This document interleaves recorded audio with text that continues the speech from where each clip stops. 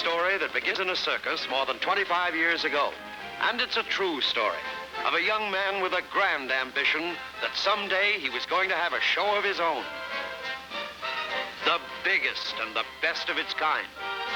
So he said farewell and moved forward to the realization of his desire and dreamed of his destiny with the yearning of youth.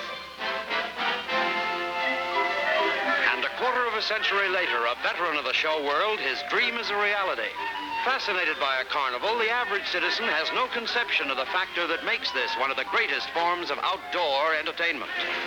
Purveying fun to millions are over 350 carnivals ranging from small outfits to the largest Midway railroad project, a caravan of 62 double-length flat cars and Pullmans to move equipment and personnel. Keen, imaginative executives have changed the carnival into a popular institution, praised and acclaimed throughout the length of the land, from the topmost border way up north in neighboring Canada to their winter quarters in Tampa, Florida.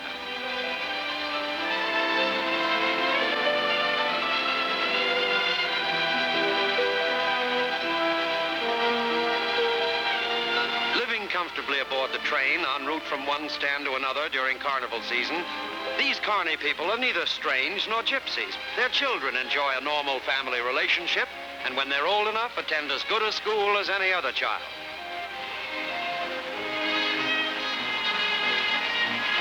In the pie car, that's the diner to you, a tasty meal or a light snack is always available. And the club lounge provides all the means for fun and relaxation. Before the carnival reaches town, under the supervision of an advance advertising man, billboards, announcements, and handbills herald the forthcoming attractions. Then, arriving at their destination, perhaps while the town is still asleep, the efficiently organized routine of unloading gets underway. Toiling men contending with heavy equipment holds a fascination, even for those accustomed to this sight, and the interest with which they watch the action is mingled with a sense of potential physical danger involved in moving the massive wagons. Entailing the greatest personal risk is the poler's job, yet with it goes the greatest prestige among the working crews. For to send these ponderous wagons smoothly down the ramp requires a certain skill as well as muscle. Carnival time is in full swing during the season of agricultural fairs, providing them with that magic wonderland, the Midway. To witness the conversion of this vacant area into a world of amusement is to enjoy a rare look behind the scenes of a fabulous industry. Under the supervision stakes out the ground, every tent will have its own assigned place, and there'll be no confusion when the wagons arrive from the train. Remarkably resembling his father as a youth, the son carries on the carnival career, learning the business from the ground up. Like well-drilled performers, the massive wagons roll into position at their staked-out stations, and like ponderous Pied Pipers, attract the youngsters. In ever greater groups, the kids swarm after them, for the fanciful allure of the carnival has always aroused an affectionate response in the romantic spirits of the young in heart. Departmentalized like any big, efficient organization, there's no waste of time or manpower as the wagons are unloaded.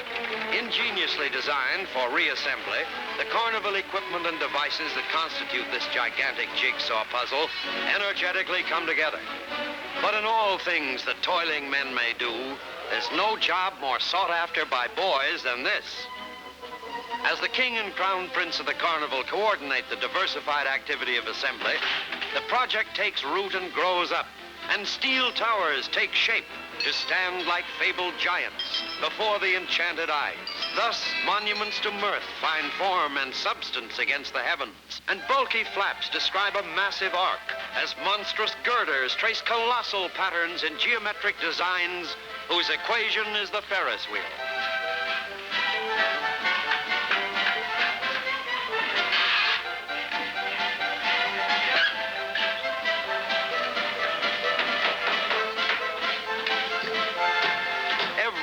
Coordinated motion of men at work, whose rhythmic routine is like a ballet of brawn, which strikes a symphonic beat that's the chorus of construction.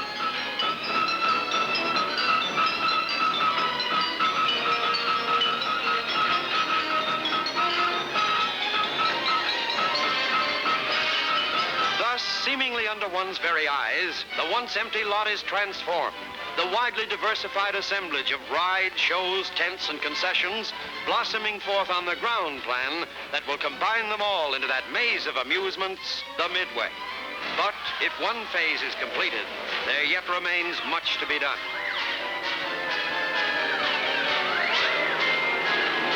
Out of ingeniously packed wagons come mechanical thrill makers, as knowing hands assemble strut and hub and wheel to build the rides that'll go round and round for those who like to try 'em and shriek. No matter what the variety of devices the Carney uses, there are always repairs to be made.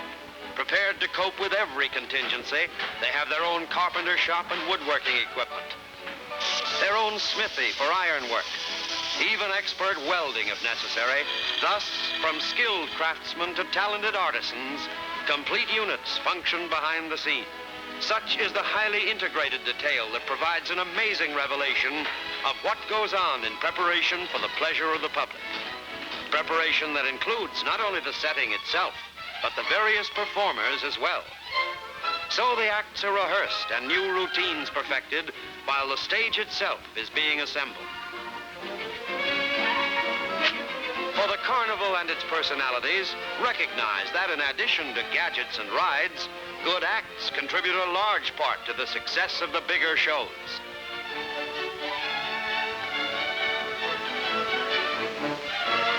Similarly, other artists rehearse their acts or work out at their specialties under the appraising eye of a show-wise manager. No less industrious, the magician tries out various effects to astound the public that'll come to marvel at his wizardry.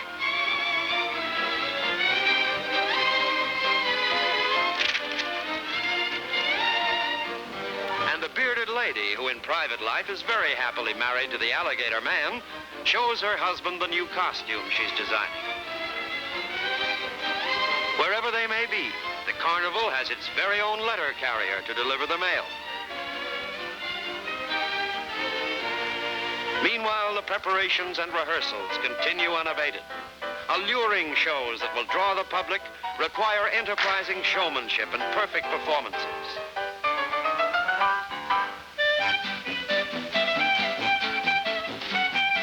Thus, the measured beat of music and the drilled movements of dance contribute to the varied sights and sounds.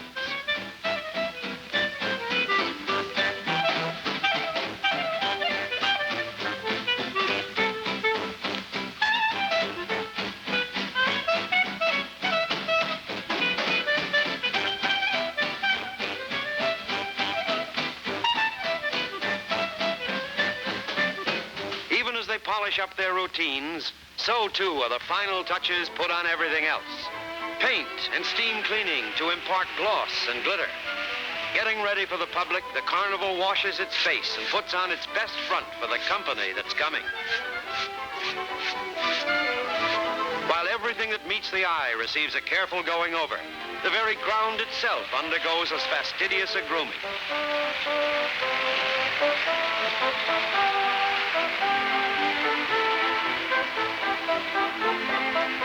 As a special crew grades the surface and spreads it out evenly, the water wagon wets down the ground and prepares it for the carload of soft shavings that will form a comfortable carpet underfoot. This is the kind of added touch that is part of the reason why carnivals have continued in popularity. Now, with the completion of this final labor, the show is indeed ready from the ground up. Here, then, is that empty lot transformed. An amusement area assembled by the magic of modern enterprise.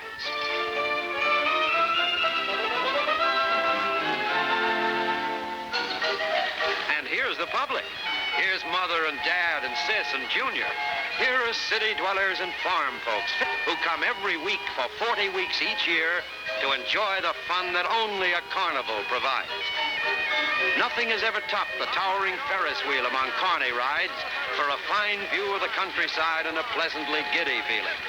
Everybody, who's next here? How many? The Ferris wheel. Here you are, the Ferris. And today's colorful carnival midways give young and old equal value in fun, escape, and happiness as mechanical thrill twisters whirl intrepid sensation seekers upside down in dizzying aerial rides. The plane, ride 'em high. Reach the sky. So spin through the air at the ends of the great metal arms of the octopus to tingle your nerves and forget your troubles. The thrill ride, the big ride. Who's next? And in this age of jet propulsion, what is more in keeping with the times than a trip to the moon on a turning rocket? Try the moon rocket. Round and round. The Caterpillar caters to those who believe that what you don't see won't hurt you. What goes on here goes on and on. Beyond its basic appeal, today's successful carnival symbolizes the rewards of American enterprise in any industry. Ever striving to present what will appeal to the public, no carnival is complete without a merry-go-round, the old standby and perennial favorite of young and old. Here, gleeful children express sheer, simple, unaffected jubilation as they ride their spirited steeds. Recognizing that youngsters are the carnival's future customers, a baby Ferris wheel is provided for the smaller children. Thus, smaller rides for the amusement of younger children is another example of the thoughtful planning and foresight that's part of the business of successful showmanship. Similarly, a kiddie's merry-go-round serves as an introduction now to the exciting rides they'll patronize later. Girl, who's next? A miniature railroad for the youngsters is still another pleasure provided not only for them to enjoy, but for fond and doting parents as well. The holiday spirit is everywhere. Everywhere, the familiar sights and color of carnival time. The great billowing fluffs of cotton candy. The tempting selection of sweets and syrups which charm the youngsters. The tantalizing aroma of sizzling hot dogs, so dear to the hearts and stomachs of Americans everywhere. This is one way to make both ends meet. The very image of romance mirrored in the souvenir of a snapshot. All of these play a vital part in packing the public down the glittering Midway. And the public delights in trying to confound the man who wants to guess your weight. You can't lose, you can lose. Everybody wins on this one.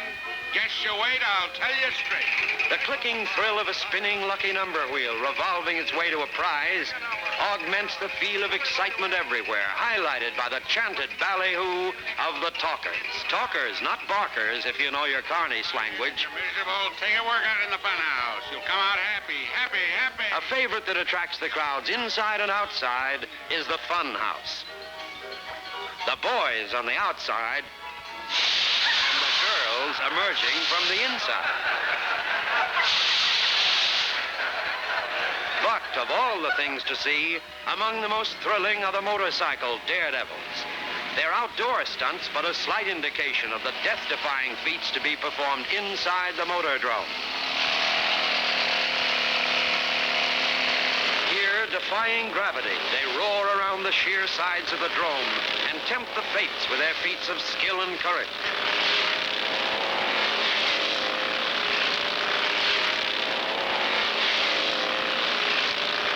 Risking their lives to provide the supreme in suspense as they start to ride the red rim, mere inches making a margin of minimum safety.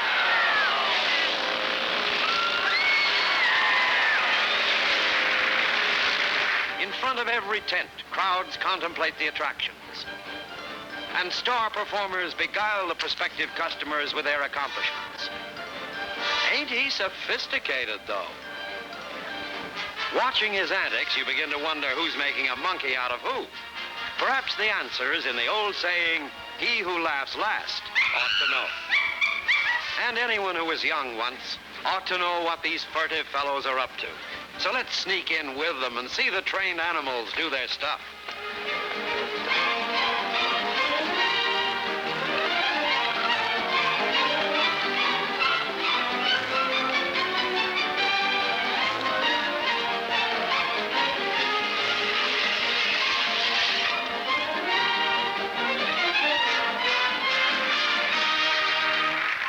headline acts, sideshow attractions, and freaks play an important part in every big carnival, offering human wonders, oddities, and strange features for the gaping, goggle-eyed citizens to behold.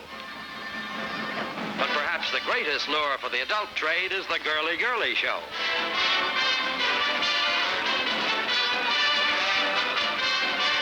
The eloquence of the dip and ballet, the combination of spiel and feminine pulchritude, proves that it's still show folks that make the attraction, and that it's the old standbys that serve best. And when it comes to putting on a real live show, the carnival has its own aristocrats of tinsel.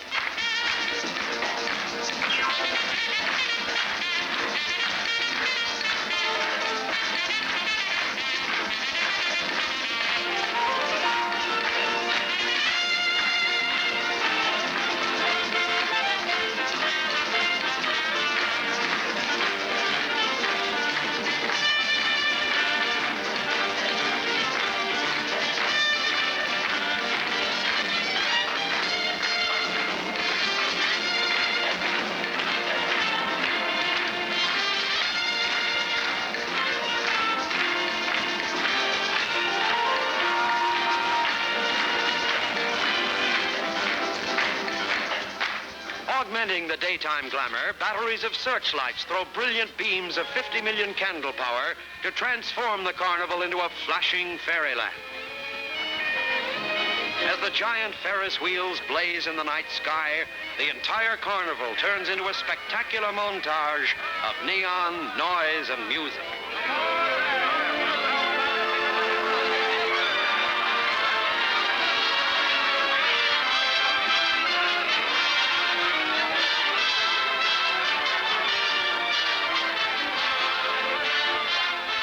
Here indeed is modern magic of man's making, a fantasy for fun lovers in an ever-widening arrangement of color and motion. And as the wonder of this modern playground unfolds, it reveals itself as a vast and complex conception that bewitches the mind and enchants the eye. Each brilliant unit a sparkling presentation that is but part of an overall pattern, the complete combination of which transforms the lot into a gigantic, multi-hued mosaic.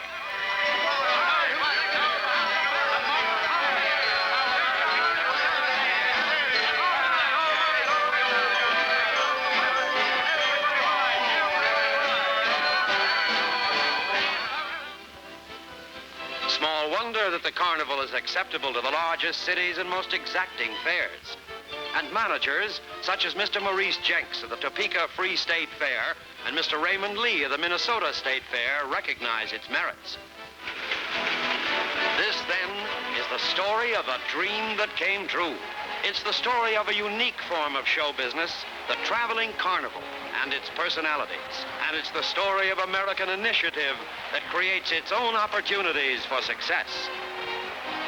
And here is the royal family of the Carnival Kingdom.